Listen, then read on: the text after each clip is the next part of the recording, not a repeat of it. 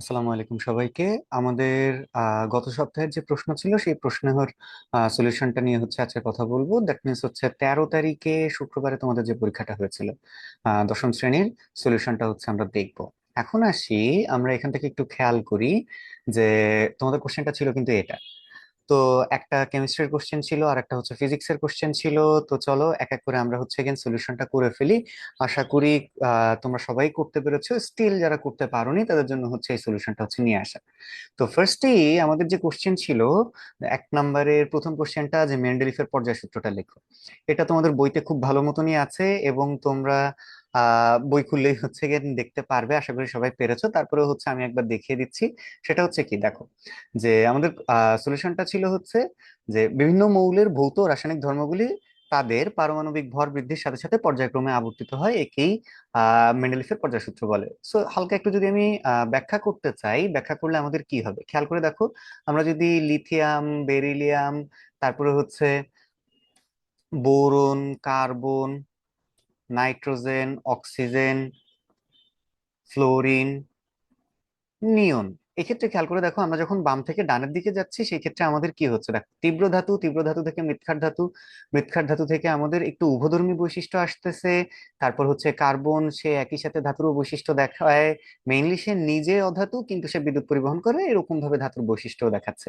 এরপরে নাইট্রোজেন অধাতু, অধাতুর তীব্রতা বাড়ছে, বাড়তে বাড়তে একেবারে সবচেয়ে তীব্র অধাতু, এবং তারপর গিয়ে আমাদের আসছে নিষ্ক্রিয় মৌল।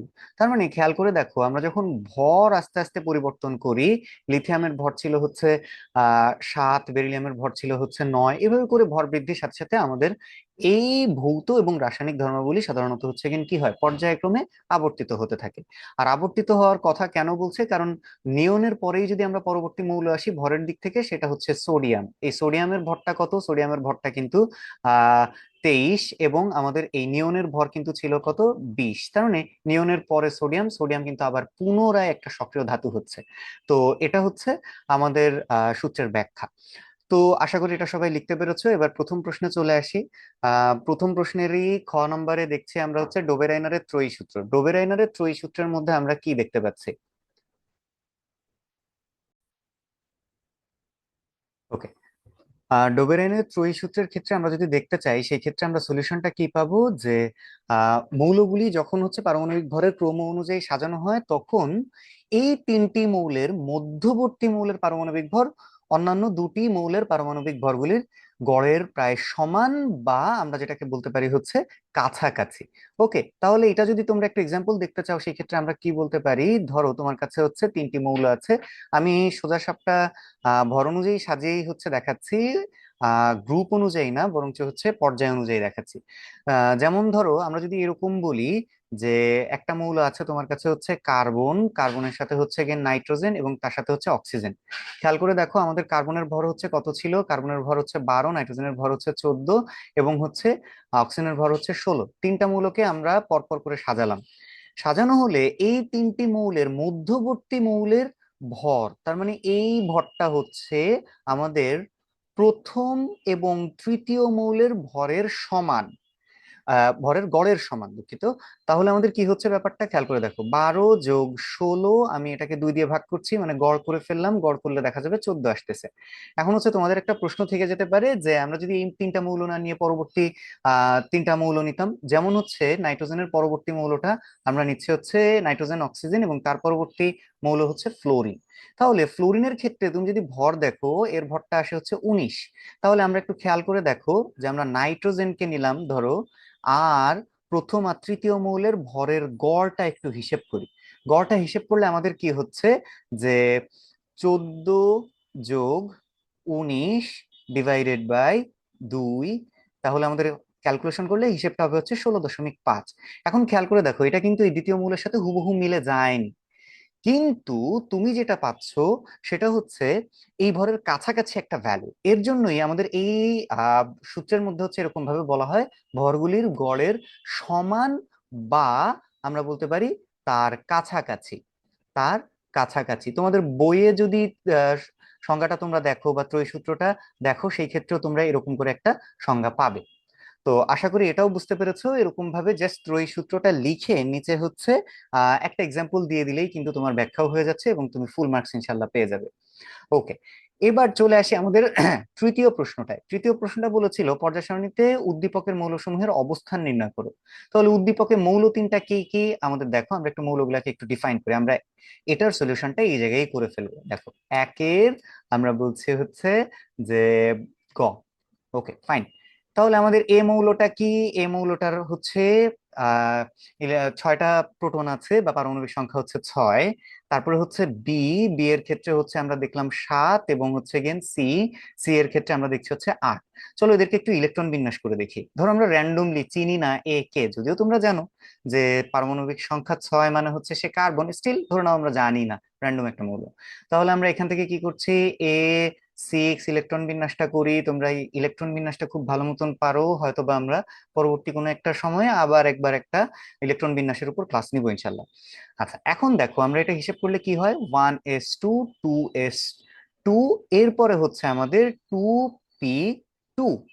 এখন খেয়াল করে দেখো আমাদের শেষ ইলেকট্রনটা কোথায় প্রবেশ করেছে। শেষ ইলেকট্রনটা প্রবেশ করেছে পি অরবিটাল।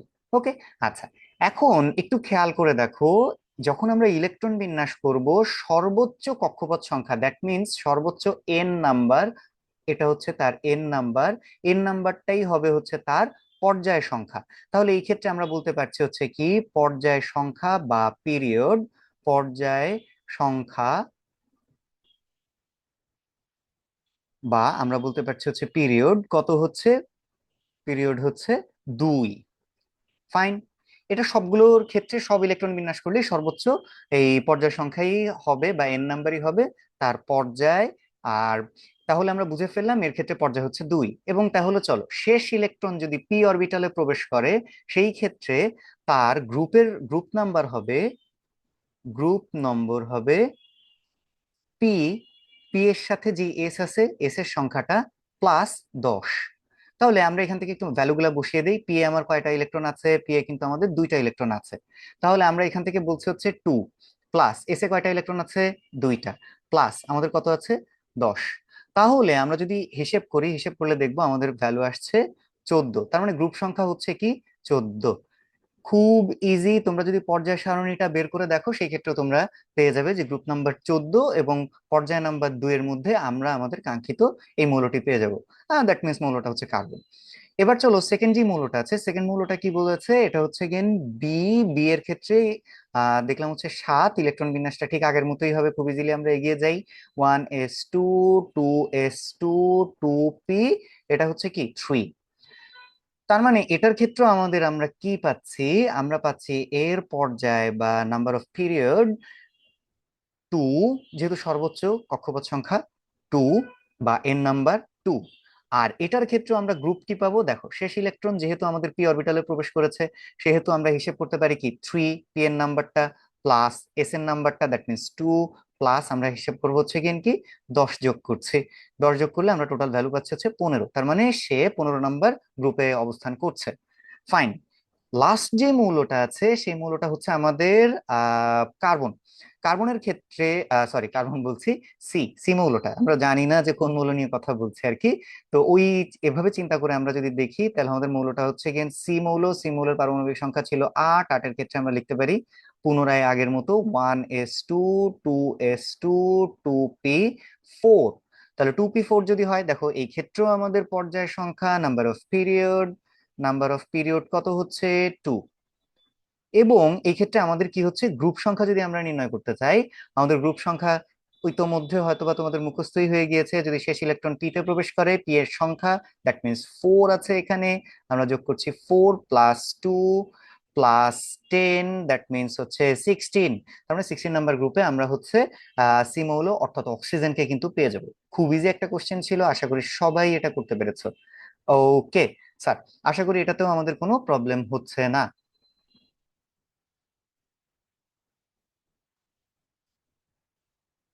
এখন একটু খেয়াল করে দেখো, আমরা হচ্ছে এর পরবর্তী কোশ্চেনটায় যাব। যাওয়ার আগে আমরা একটু আহ বাকি সবকিছু একটু মুছে দেই।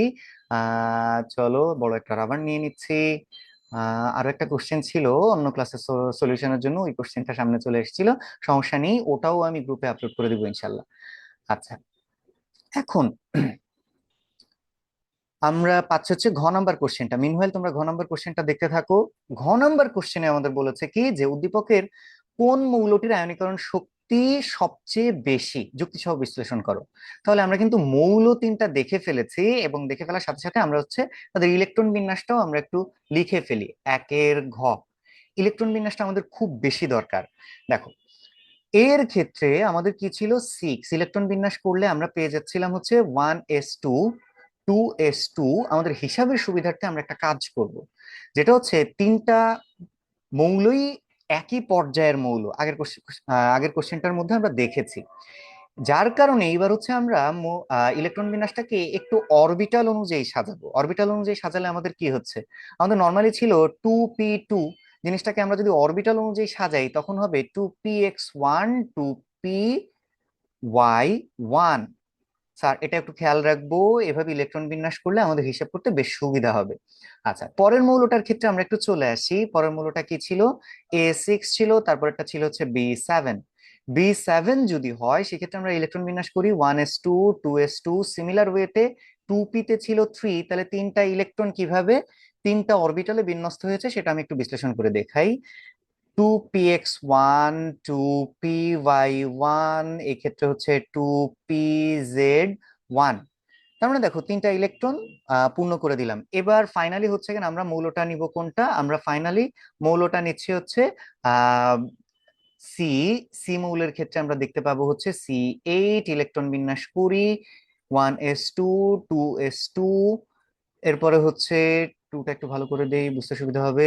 আচ্ছা, 2px 2py 2pz। আগে একটু লিখে নিলাম, কেন লিখে নিলাম, মাথায় রাখবে আমরা যখন ইলেকট্রন বিন্যাস করি যে কোনো একদিক থেকে, মানে হুন্ডের নীতি অনুযায়ী যে কোনো একদিক থেকে ইলেকট্রন গুলো প্রবেশ করা শুরু করে।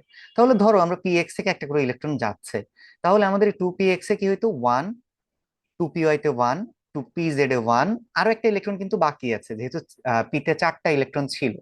তখন এই ইলেকট্রনটা যে কোনো একদিক থেকে কি করবে, পূর্ণ করবে। বোঝার সুবিধার জন্য আমরা পিএক্স থেকে আর কি প্রবেশ করাচ্ছি। তাহলে খেয়াল করে দেখো 2px এ আরো একটা ইলেকট্রন যখন প্রবেশ করবে, এটার সংখ্যা কিন্তু 1 থেকে 2 হয়ে যাবে। কি হচ্ছে, 1 থেকে 2 হয়ে যাচ্ছে। তাহলে তোমরা আশা করি এটা ক্লাসেও বুঝেছো। তারপরেও আমি হচ্ছে এখানে একবার করে লিখে দিচ্ছি। এই ক্ষেত্রে আমরা লিখলাম হচ্ছে 2p2। ফাইন। তাহলে আমরা ইলেকট্রন বিন্যাস করলাম। এখন আসো আয়নীকরণ শক্তির ক্ষেত্রে আমরা ব্যাখ্যাটা কিভাবে করব। নর্মালি যখন আয়নীকরণ শক্তির মানের ঊর্ধ্বক্রম অধক্রম কোনোভাবে হচ্ছে ব্যাখ্যা করতে বলবে, সেই ক্ষেত্রে আমরা কি করব, প্রথমে আয়নীকরণ শক্তির সংজ্ঞাটা দিয়ে নেব। তাহলে আয়নীকরণ শক্তির সংজ্ঞাটা কি ছিল, এটা বুঝার জন্য আমি খুব সহজ একটা এক্সাম্পল হচ্ছে তোমাদেরকে বরাবরই দিয়ে থাকি। সেটা হচ্ছে গিয়ে কি, যে সোডিয়াম সোডিয়াম থেকে সে একটা ইলেকট্রন বের করে নিলে, একটা ইলেকট্রন বের করে নেওয়ার পর সোডিয়াম একটা প্লাস চার্জ ক্রিয়েট করলো। এখন আসি এই জিনিসটাকে এই একটা লাইন দিয়ে আমরা আয়নীকরণ সংজ্ঞাটা ব্যাখ্যা করতে পারি। তবে একটা জিনিস একটু মাথায় রাখবে, কোন মৌলের কঠিন অবস্থা থেকে একটা ইলেকট্রন বের করা খুবই কঠিন, যার কারণে এদেরকে আমরা কোন কন্ডিশনে নিয়ে যাই, এদেরকে আমরা গ্যাসিয়াস কন্ডিশনে নিয়ে যাই। তাহলে আমরা গ্যাসিয়াস কন্ডিশনে নিয়ে যাওয়ার পর এর পরবর্তী যে হিসেবটা হবে, দেখো একটা সোডিয়াম থেকে একটা ইলেকট্রন বের করাটা খুব টাফ। যার কারণে আমরা মৌলের হিসাব অনুযায়ী 1 মোল থেকে হিসেব করি। সবসময় কিসের থেকে হিসেব করব, মোল থেকে। তাহলে এটা দেখো আগে কিছু নেই, তাহলে হচ্ছে 1 মোল। এটার ক্ষেত্রে পরিমাণ করছি 1 মোল দিয়ে, এটার ক্ষেত্রেও পরিমাণ করব আমরা 1 মোল দিয়ে, এবং এটার ক্ষেত্রে আমরা পরিমাণ করব হচ্ছে 1 মোল দিয়ে। তাহলে চলো সংজ্ঞাটা দেখি আমরা কিভাবে করা যায়। 1 মোল কোনো গ্যাসীয় পরমাণু থেকে, 1 মোল কোনো গ্যাসীয় পরমাণু থেকে 1 মোল ইলেকট্রন অপসারণ করে 1 মোল ধনাত্মক আয়নে পরিণত করতে যে শক্তি প্রয়োজন তাকে আয়নীকরণ শক্তি বলে। সংজ্ঞাটা আশা করি বুঝতে পেরেছো। আরো একবার আমি বলি, গ্যাসীয় অবস্থায় 1 মোল কোনো পরমাণু থেকে 1 মোল ইলেকট্রন অপসারণ করে 1 মোল ধাতব আয়ন বা ধনাত্মক আয়নে পরিণত করতে যে শক্তি প্রয়োজন তাকে আয়নীকরণ শক্তি বলে। ফাইন, সংজ্ঞাটা দিয়ে ফেললাম, ইলেকট্রন বিন্যাসটা করে ফেললে এবার আমরা হিসেব করব। আয়নীকরণ শক্তি হিসেবের সময় অলওয়েজ একটা কথা মাথায় রাখবে, সেই কথাটা হচ্ছে কি দুইটা অ্যাসপেক্টে আমরা আয়নীকরণ শক্তি হচ্ছে ব্যবহার করি বা বের করি। সেটা হচ্ছে কি, প্রথম অপশনটা হচ্ছে আমরা ইলেকট্রন বিন্যাস, অরবিটালের ইলেকট্রন বিন্যাস দেখব। অরবিটালে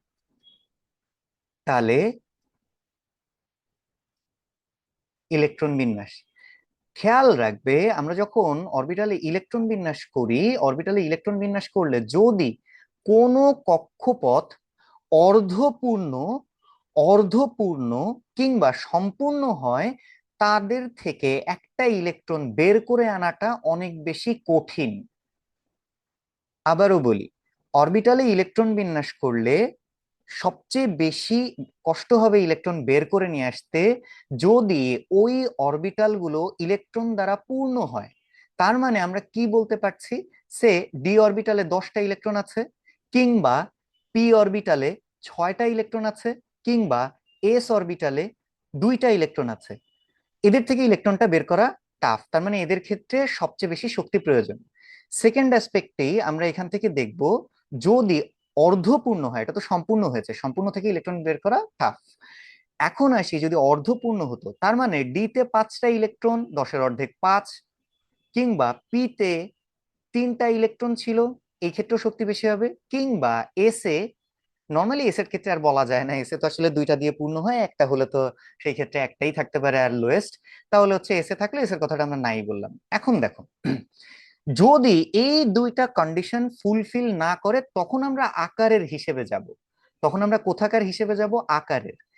আকারে যাদের হচ্ছে ছোট, আকারে ছোট, দ্যাট মিন্স আকারে ছোট, দ্যাট মিন্স আমরা বলতে পারি হচ্ছে ইলেকট্রন ঘনত্ব বেশি। ইলেকট্রন ঘনত্ব বেশি, তখন আয়নীকরণ শক্তিটা বেশি হবে। কেন বেশি হবে স্যার, খেয়াল করে দেখো, আকারে ছোট আর ইলেকট্রন ঘনত্ব বেশি, মানে এই 3টা পরমাণুর ক্ষেত্রে আমরা একটু আচ্ছা ওই ব্যাখ্যার সময় আমরা হচ্ছে ওটা বলে দিব। ফার্স্টে খেয়াল করে দেখি, আমাদের কাছে 3টা মৌল আছে হচ্ছে A6, B7 এবং C8। আমরা 3টা মৌলকে একটু আঁকি।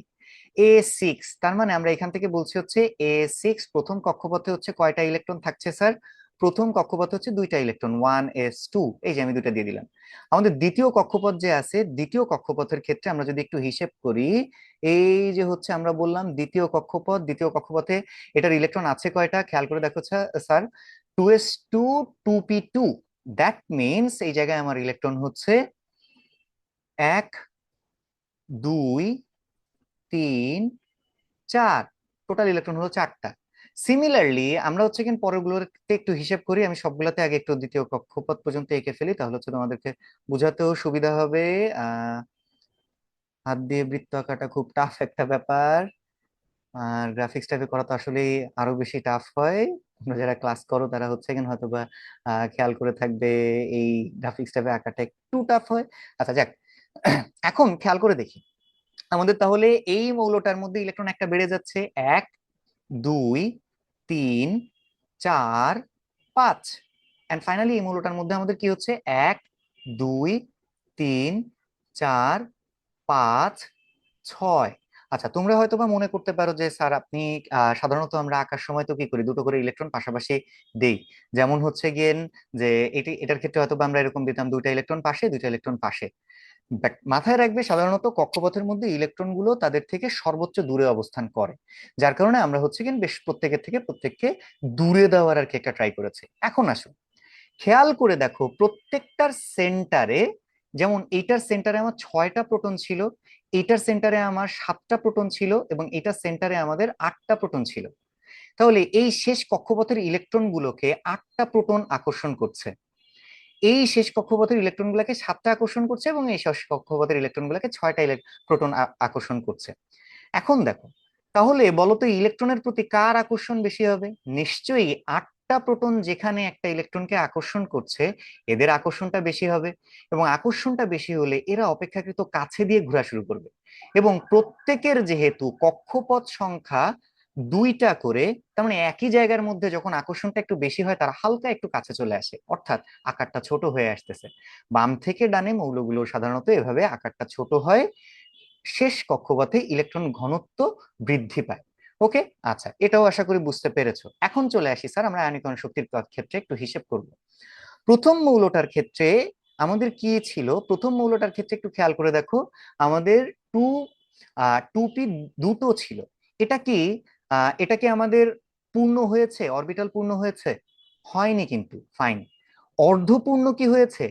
যেহেতু শেষ ইলেকট্রন পিতে, কয়টা থাকলে অর্ধপূর্ণ হয়? তিনটা থাকলে অর্ধপূর্ণ হয়। কারণ এটা অর্ধপূর্ণর কন্ডিশনও ফুলফিল করে নাই। কিন্তু পরবর্তী মৌলটা, অর্থাৎ যার পারমাণবিক সংখ্যা 7, সেক্ষেত্রে দেখো অর্ধপূর্ণ হয়েছে। এখন যদি ফার্স্ট কন্ডিশন অনুযায়ী আমরা যাই, যদি দুটো মৌলের মধ্যে কেউ অর্ধপূর্ণ হয়, সেই ক্ষেত্রে তার থেকে একটা ইলেকট্রন বের করে নিয়ে আসাটা টাফ। তার মানে আমরা বুঝতেছি যে এ এবং বি এর মধ্যে বি এর আয়নীকরণ শক্তির মানটা বেশি হবে, অর্থাৎ বি থেকে ইলেকট্রন বের করে নিয়ে আসা টাফ। তাহলে আমরা যদি একটু হিসেব করি, যে একটা যদি গ্রাফ দিয়ে হিসেব করতে চাই, সে এটা হচ্ছে কিনা আমাদের কি আহ পর্যায়ের সিরিজ, মৌলসমূহের এই পাশে হচ্ছে ওয়াই অ্যাক্সিসে হচ্ছে কিনা পারমাণবিক ভর। এখন দেখো, যদি আমরা বলি এটা হচ্ছে এ মৌলটা, আমরা বললাম এটা হচ্ছে এ মৌলটা, এ মৌল থেকে ভর বৃদ্ধি পেলো, আমরা এই পাশে কি দেখছি? এই পাশে দেখছি হচ্ছে এক্স অ্যাক্সিসে ভর দেখছি। ওকে, আর ওয়াই অ্যাক্সিসে হচ্ছে আমরা কি দেখতেছি? একটা করে হচ্ছে কেন মৌলগুলোর হিসেব নিচ্ছে। এখন দেখো, এটা হচ্ছে এ মৌল। এ মৌল অপেক্ষা আমাদের ওয়াই অ্যাক্সিস হচ্ছে শক্তি হিসেব করছে, এটা একটু বলে নেই, তাহলে হচ্ছে তোমাদের বুঝতে সুবিধা হবে। আচ্ছা, এ মৌল অপেক্ষা আমাদের দেখলাম বি মৌলটা, অর্থাৎ যার অর্ধপূর্ণ হয়েছে, সে বেশি শক্তিশালী। তার মানে ভরও বৃদ্ধি পেয়েছে। বি মৌলের ক্ষেত্রে হচ্ছে 7, ভর বৃদ্ধি পেয়েছে।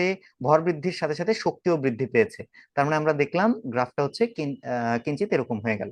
এখন দেখি, এবার বি এর সাথে সি এর অনুপাত করি। দেখো, সি এর ক্ষেত্রে এটা কিন্তু আবার অর্ধপূর্ণর কন্ডিশনকে ক্রস করে সামনে চলে গেছে, তার মানে এটা অর্ধপূর্ণ খাটছে না। তাহলে আমরা কি দেখবো? অর্ধপূর্ণ যদি না খাটে, তাহলে এই দুইজনের মধ্যে যদি আমরা হিসেব করি, অবশ্যই আমাদের বি মৌলের আয়নীকরণ শক্তির মান বেশি, যেহেতু এটা অর্ধপূর্ণ আছে। তাহলে আমরা দেখবো ভর একটু বৃদ্ধি পেয়েছে, ভর একটু হালকা ডানে চলে গেলাম, এবং ভর বৃদ্ধির সাথে সাথে এর কি হলো? পারমাণবিক সংখ্যাটা একটু কমবে। তাহলে সি এর ক্ষেত্রে আমি বলছি হচ্ছে সি 8 আমাদের বি থেকে একটু কম। কিন্তু কথা হচ্ছে এ আর বি দুজনেই বি থেকে কম, তাহলে দুজনের মধ্যে আমরা দেখব কার পারমাণবিক সংখ্যা, এই কার আয়নীকরণ শক্তির মানটা বেশি। এখন দেখো, আমরা একটু আগে বলেছি যে প্রথম কন্ডিশন যদি ফুলফিল না করে, পরের কন্ডিশনটা আমরা মিলাবো। যার আকার ছোট, তার ইলেকট্রন ঘনত্ব বেশি, এবং তার থেকে ইলেকট্রন বের করে নেওয়াটা বেশি কষ্টকর, অর্থাৎ বেশি শক্তি প্রয়োজন। এখন দেখো, তোমরা ইজিলি দেখতে পাচ্ছ এ মৌলটা আর সি মৌলের মধ্যে, এ আর সি মৌলের মধ্যে সি মৌলটা আকারে ছোট, ইলেকট্রন ঘনত্ব বেশি, এবং কেন্দ্রের সাথে আকর্ষণ বেশি। তাহলে তোমরা নিশ্চয়ই বুঝতে পারছো যে এ থেকে সি এর আয়নীকরণ শক্তির মানটা কিছুটা বেশি হবে। এর জন্য আমরা খেয়াল করে দেখো, যদি আমরা এর লেভেলটা চিন্তা করি, এ আমাদের এই লেভেলে চলে যাচ্ছে, এ থেকে সি একটু বেশি, এবং সি থেকে সবচেয়ে বেশি হচ্ছে কি বি। তাহলে আমাদের গ্রাফটা যদি আঁকতাম, তাহলে গ্রাফটা কিরকম হইতো? এরকম। তার মানে আমরা এই হিসেবে যদি এদের একটা ক্রম হিসেব করতে চাই, তাহলে আমরা দেখব সবচেয়ে বেশি আয়নীকরণ শক্তির মান হচ্ছে, সরি, বি 7, তার চেয়ে একটু কম হচ্ছে সি 8, এবং তার চেয়ে কম শক্তি হচ্ছে কার? এ 6। আশা করি এটা ক্লিয়ার হতে পেরেছো। তারপরেও যদি কোনো কোশ্চেন থাকে কমেন্টে জানিও। আচ্ছা, এই কোশ্চেনটা যদি আমাদের ক্লিয়ার হয়ে থাকে, সবাই যদি এটা মোটামুটি বুঝতে পারো, এরকম গ্রাফ দিয়ে যদি ব্যাখ্যা করে দিতে পারো, তোমাদের 1 নাম্বারও ইনশাল্লাহ কাটবে না। আচ্ছা স্যার, চলো এবার হচ্ছে আমরা পরবর্তী কোশ্চেনটার দিকে চলে আসি। পরবর্তী কোশ্চেনটা কি ছিল? পরবর্তী কোশ্চেনটা একটু দেখি, যে ভরবেগ কাকে বলে বলেছে। 2 নাম্বার কোশ্চেনের ভরবেগ কাকে বলে। তাহলে ভরবেগের সংজ্ঞাটাও আমরা হচ্ছে জানি, সেটা হচ্ছে গিয়ে কি ছিল, যে কোনো গতিশীল বস্তুর ভর আর বেগের গুণফলকে আমরা কি বলি? ভরবেগ বলি। ভরবেগকে প্রকাশ করা হয় কি দিয়ে স্যার? মনে আছে আশা করি, পি দিয়ে। এবং পি মানে কি? ভর এবং বেগের গুণফল, সিম্পলি। এককটা কি হবে? এককটা যদি বের করতে চাও, কেজি মিটার পার সেকেন্ড। তোমরা চাইলে মাত্রাও বের করতে পারো, এগুলো কোশ্চেনে দেওয়া লাগবে না, শুধু এতটুকু উত্তর দিয়ে দিলেই তোমাদের কোশ্চেনটা ফুলফিল হয়ে যাচ্ছে। বাট স্টিল যদি তুমি চাও, সেই ক্ষেত্রে হচ্ছে গিয়ে নিজের শেখার জন্য, বেসিক কনসেপ্টটা ক্লিয়ার রাখার জন্য তুমি চাইলে একই সাথে মাত্রাটাও হচ্ছে পড়ে ফেলতে পারো। ওকে, তাহলে মাত্রার ক্ষেত্রে কি হচ্ছে? ভরের মাত্রা আমরা জানি হচ্ছে এম, এটা হচ্ছে মিটার মানে হচ্ছে দৈর্ঘ্য, দৈর্ঘ্যের মাত্রা হচ্ছে এল, এটা হচ্ছে সময়, সময়ের মাত্রা হচ্ছে টি, ইনভার্স ওয়ান দিয়ে দিলাম। খেয়াল রাখবে মাত্রা সমীকরণ দিলে আমরা সাধারণত কি করি, দুই পাশে থার্ড ব্র্যাকেট দিয়ে থাকি। ফাইন, আশা করি এটা ক্লিয়ার হয়ে গিয়েছে স্যার। এবার আসি, এবার ধরো আমার কোশ্চেনটা কি ছিল, সেকেন্ড কোশ্চেনে নিউটনের গতির প্রথম সূত্র হতে কিভাবে জড়তার ধারণা পাওয়া যায়। তাহলে প্রথমে আমার জানতে হবে হচ্ছে নিউটনের গতির প্রথম সূত্রটা কি ছিল। প্রথম সূত্রটা আমরা জানি নর্মালি কি, যে বাহ্যিক বল যদি প্রয়োগ করা না হয় স্থির বস্তু চিরকাল স্থির থাকবে এবং গতিশীল বস্তু চিরকাল সমবেগে গতিশীল থাকবে।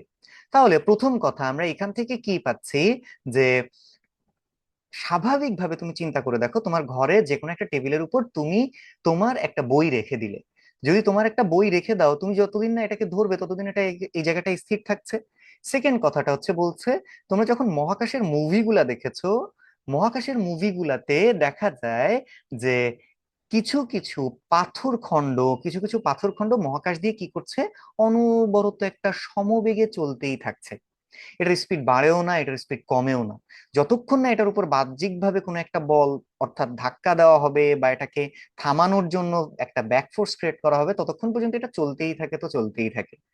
তো এটাকেই আমরা বলছি যে বাহ্যিক বল প্রয়োগ করা না হলে স্থির বস্তু চিরকাল স্থির এবং গতিশীল বস্তু চিরকাল সমবেগে কি থাকবে, সমবেগে গতিশীল থাকবে। ওকে, তাহলে এটা হচ্ছে আমাদের নিউটন প্রথম সূত্রটা, এটা আশা করি তোমরা বুঝতে পেরেছো। এখন আসি জড়তা বলতে আমরা কি বুঝতেছি। জড়তা বলতে আমরা বুঝতেছি হচ্ছে যে যে কোনো বস্তু যে অবস্থায় আছে চিরকাল সেই একই অবস্থায় থাকতে চাওয়ার প্রবণতাই হচ্ছে জড়তা। তার মানে খেয়াল করে দেখো, বলের সংজ্ঞা থেকে আমরা কি পাইছিলাম, আমরা পেলাম হচ্ছে যে স্থির বস্তু চিরকাল স্থির থাকবে, মানে সে স্থির ছিল, চিরকাল সেভাবেই থাকতে চাচ্ছে। বা গতিশীল বস্তু গতিশীল ছিল এবং চিরকাল গতিশীলই থাকতে চাচ্ছে। তাহলে এটাকে আমরা কি বলছি, এটাকে আমরা বলছি হচ্ছে স্থিতি জড়তা, আর এটাকে আমরা বলতেছি হচ্ছে কি, গতি জড়তা। তার মানে খেয়াল করে দেখো, নিউটনের প্রথম সূত্র থেকেই আমরা আসলে কি করতে পারি, আমরা জড়তার ব্যাখ্যাটা করে ফেলতে পারি। আশা করি এই কোশ্চেনটাও ক্লিয়ার হয়েছে। ক খ এর কোশ্চেন আসলে তোমরাই খুব ইজিলি নিজেরাই সলভ করতে পারো, তারপরেও হচ্ছে মনে হলো একটু বলে দেওয়া দরকার, তাই বলে দিলাম। এখন আসি স্যার আমাদের মেইন কনসার্নে, দ্যাট মিনস আমরা হচ্ছে গ ঘ এর দিকে চলে এসেছি, ম্যাথের দিকে চলে এসেছি। ফার্স্টে চলে আসি দুইয়ের গ। দুইয়ের গ এর ক্ষেত্রে আমাদের কি বলেছে, বন্দুকের পশ্চাৎবেগ নির্ণয় করো। বন্দুকের পশ্চাৎবেগ নির্ণয়ের ক্ষেত্রে আমরা কি কি ডেটা পাচ্ছি সেই ডেটাগুলো একটু নেই। একটি দক্ষ শিকারীর 6 কেজি ভরের বন্দুক থেকে, তাহলে বন্দুকের ভর আমরা এখান থেকে বলছি, বন্দুকের ভরটা কত, 6 কেজি। তাহলে আমি একটু ভ্যালু গুলা লিখে ফেলি। এম ওয়ান মানে আমরা ধরছি হচ্ছে বন্দুকের ক্ষেত্রে বন্দুকের ভর, বন্দুকের ভর আমরা কত পেলাম, বন্দুকের ভর M1 ইজ ইকুয়াল টু আমরা বলে দিচ্ছি 6 কেজি। ওকে, পরবর্তীতে বলেছে 300 মিটার পার সেকেন্ড বেগে 10 গ্রাম ভরের একটি গুলি ছোড়া হলো। তার মানে গুলির ক্ষেত্রে যদি আমরা হিসেব করি, গুলির ভর হচ্ছে M2 দিয়ে প্রকাশ করলাম। M2টা আমাদের কত হয়েছে, M2 হচ্ছে 10 গ্রাম ভরের, আচ্ছা 10 গ্রাম। কেজিতে কনভার্ট করতে হলে স্যার আমাদের কি করতে হচ্ছে, 1000 দিয়ে ভাগ করব। আমি এভাবে আপাতত রেখে দিই, 1000 কেজিতে কনভার্ট হয়ে গেল। ফাইন, দেখো যখনও বুলেটটা ছুঁড়ে যায়নি তখন এদের কি ছিল, এদের যদি বলি বেগ কত ছিল, স্থির। কোনো একজন তো বন্দুক ধরে দাঁড়িয়েই ছিল, বন্দুকের মধ্যে বুলেটটাও স্থির ছিল। তাহলে 1 নাম্বার দিয়ে যেহেতু আমরা বন্দুককে বুঝছি, তাই আমরা বন্দুকের আদি বেগটাও ধরে নিলাম হচ্ছে 0 মিটার পার সেকেন্ড। আর 2 নাম্বার দিয়ে যেহেতু আমরা গুলি বুঝতেছি, সেহেতু আমরা গুলির আদি বেগটাকে ধরে নিচ্ছি, এটাও হচ্ছে 0 মিটার পার সেকেন্ড। এখন যখন বুলেটটা বের হয়ে গেল, বুলেটটা কত বেগে বেরিয়েছিল খেয়াল করে দেখো, বুলেটটা বেরিয়েছিল কিন্তু 300 মিটার পার সেকেন্ড বেগে। তার মানে আমরা এই জায়গা থেকে বলছি হচ্ছে বুলেট, যেহেতু 2 নাম্বারটা হচ্ছে বুলেট, বুলেটের শেষ বেগ আমরা পাচ্ছি, বুলেটের শেষ বেগ V2 is equal to 300 meter per second. এবার আমাকে বের করতে বলেছে বন্দুকের পশ্চাৎ বেগ। আমরা পশ্চাৎ বেগ চিন্তাই করব না, শুরুতে আমরা চিন্তা করব বন্দুকের বেগ কত, V1। V1 সমান কত, আমি ডেটাগুলা লিখে ফেলেছি। এখন আসো, ডেটাগুলা যেহেতু লেখা হয়ে গিয়েছে, আমরা এবার তাহলে একটু সূত্রের দিকে চলে আসি। যেহেতু এটা একটা কাইন্ড অফ সংঘর্ষেরই ম্যাথ, সংঘর্ষের ম্যাথ হওয়ার কারণে আমরা বলছি এ জায়গায় সংঘর্ষ হবে। সংঘর্ষ হলে আমাদের কি হয়, ভরবেগের সংরক্ষণশীলতার নীতিরা ব্যবহার করতে পারি। আমরা ভরবেগের সংরক্ষণশীলতার নীতি অনুযায়ী ফর্মুলাটা কি জানতাম, আমরা ফর্মুলা জানতাম M1U1 plus M2U2 is equal two M1V1 plus M2V2।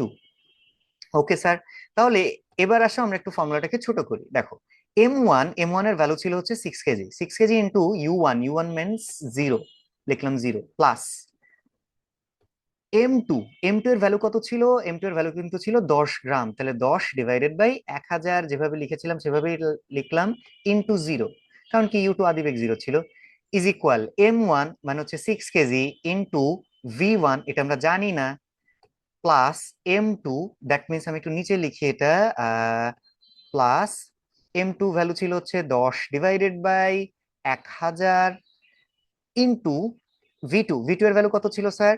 300। Fine, আমরা লিখলাম হচ্ছে 300, সরি 3000 লিখে ফেলেছি, 300।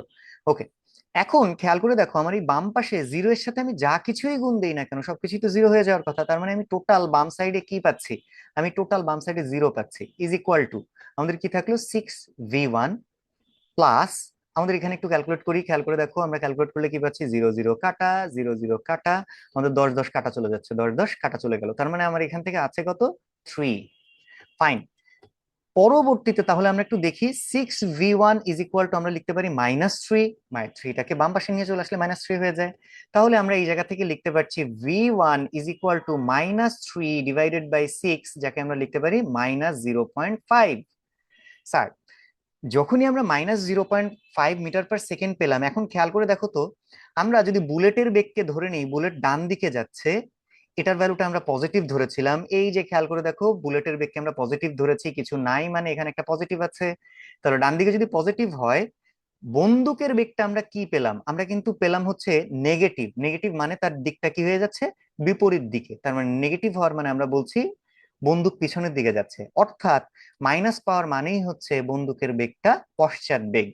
এখন এই জায়গায় একটা ভুল করো তোমরা, যেটা হচ্ছে উত্তর লেখার সময় তোমরা লেখা হচ্ছে পশ্চাৎ বেগ, পশ্চাৎ বেগ যখন কথাটা উল্লেখ করবে, পশ্চাৎ বেগ কথাটা উল্লেখ করলে তখন কিন্তু তুমি আর এই মাইনাস সাইনটা দেবে না, তখন তুমি শুধু 0.5 মিটার পার সেকেন্ড লিখবে। যদি পশ্চাৎ বেগের কথাটা তুমি উল্লেখ না করো, সেই ক্ষেত্রে তোমার কি দিতে হবে? বন্দুকের বেগ যদি লেখো, শুধু বন্দুকের বেগ, তখন কিন্তু তোমার মাইনাসটা উল্লেখ করতে হবে। আশা করি স্যার সবাই একটু ক্লিয়ারলি বুঝতে পেরেছো, খুব ইজি একটা ম্যাথ। ওকে ফাইন, তাহলে আমরা গ করতে পেরেছি। গয়ের কিন্তু আরো একটা সলিউশন আছে, যেটা হচ্ছে আমরা শর্টকাটে করতে পারি। যেমন বন্দুকের পশ্চাৎবেগের ক্ষেত্রে আমরা ফর্মুলাটা জানি হচ্ছে গেন কি, অলওয়েজ মাথায় রাখবে, capital MV is equal two minus ছোট এমভি। তাহলে আমাদের এই ক্ষেত্রে কি হচ্ছে, দেখো, ক্যাপিটাল মানে যেটা বড়, অর্থাৎ বন্দুক বড়, আর স্মল মানে হচ্ছে গিয়ে যেটা ছোট, অর্থাৎ বুলেট ছোট, তাই আমরা ছোটগুলা দিয়ে বুলেট বুঝাচ্ছি। তাহলে দেখো, আমরা পশ্চাৎ বেগ মানে ভি এর ক্ষেত্রে ক্যাপিটাল ভি বের করবো, ইজ ইকুয়াল টু মাইনাস ছোট এম ভি, ছোট বুঝাইতে আমরা মাথায় একটু মুড়ে দিলাম ভি এর, ডিভাইডেড বাই ক্যাপিটাল এম। খুব ইজিলি কিন্তু এখানে আমরা ভ্যালুটা বসায় ফেলতে পারি, মাইনাস এম এর ভ্যালু মানে বুলেটের ভর, বুলেটের ভর কত ছিল? 10 ডিভাইডেড বাই 1000 ইন্টু, আমাদের এখান থেকে বেগ কত ছিল? বেগ ছিল হচ্ছে 300, ডিভাইডেড বাই আমাদের এই ক্ষেত্রে কি ছিল? M, capital m. Capital m এর ভ্যালু কত ছিল? 6। তাহলে এই ক্ষেত্রেও তুমি কাটাকাটি করলে খেয়াল করে দেখবে, আলটিমেটলি আমার কি আসছে, যে 10 10 কাটা যায়, 3 থাকছে, 3/6, দ্যাট মিনস আমার ভ্যালুটা কিন্তু ডিরেক্ট চলে আসলো -0.5।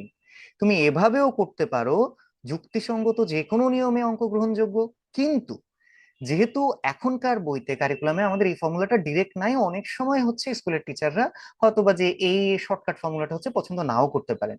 তাহলে সেফ অপশন কোনটা? সেফ অপশন হচ্ছে আমরা একেবারে ভরবেগের সংরক্ষণশীলতার নীতি থেকে ক্যালকুলেশনটা হচ্ছে করে ফেলবো। তো আশা করি স্যার সবাই এটাও ক্লিয়ারলি বুঝতে পেরেছে।